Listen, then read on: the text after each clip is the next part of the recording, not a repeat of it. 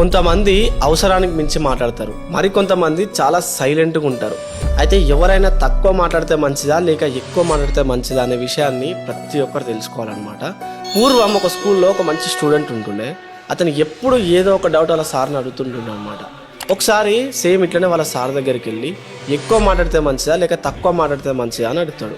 ఎక్కువ మాట్లాడాలో లేక తక్కువ మాట్లాడాలో నువ్వే నిర్ణయించుకో. అలా నిర్ణయించుకునే ముందు నువ్వు కప్పలా జీవించాలనుకుంటున్నావా లేక కోడిలా జీవించాలనుకుంటున్నావా చెప్పు అన్నాడు అనమాట. దానికి ఆ స్టూడెంట్ క్వశ్చన్ మార్క్ లాగా ఫేస్ పెట్టేసింది. ఇప్పుడు ఆ గురువు కప్ప కూత ఉదయం నుంచి రాత్రి వరకు వినిపిస్తూనే ఉంటుంది, కానీ కోడి కూత తెల్లారి మాత్రమే వినిపిస్తుంది. కప్పలా నిత్యం మరిచినా గౌరవం రాదు, అదే కోడిగా సమయానికి మాత్రమే మాట్లాడితే ఎంతో గౌరవం. ఎప్పుడు పడితే అప్పుడు ఎక్కడ పడితే అక్కడ అలా మాట్లాడుతూ ఉండకూడదని చెప్పింది అనమాట. ఎక్కువ మాట్లాడితే దాంట్లో ఉన్న అర్థవంతమైన మాటలు చాలా తక్కువగా ఉంటాయి. కాబట్టి తక్కువగా చెప్పాల్సిన దాన్ని సూటిగా సుత్తి లేకుండా చెప్పడం బెటర్. ఎంత తక్కువ మాట్లాడితే అంత సమస్యలకు దూరంగా ఉండొచ్చు. అదే పదే పదే ఏదో ఒకటి మాట్లాడే వ్యక్తులు తమకు తెలియకుండానే చాలా చిక్కుల్లో పడిపోతారు అనమాట.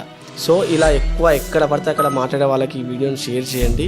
అట్లనే వీడియో నచ్చితే సేవ్ చేసేసుకోండి. ఇంకా ఇలాంటి మరిన్ని మంచి మంచి మోటివేషనల్ స్టోరీస్ కోసం ఇప్పుడే మన పేజ్ని ఫాలో చేసేయండి.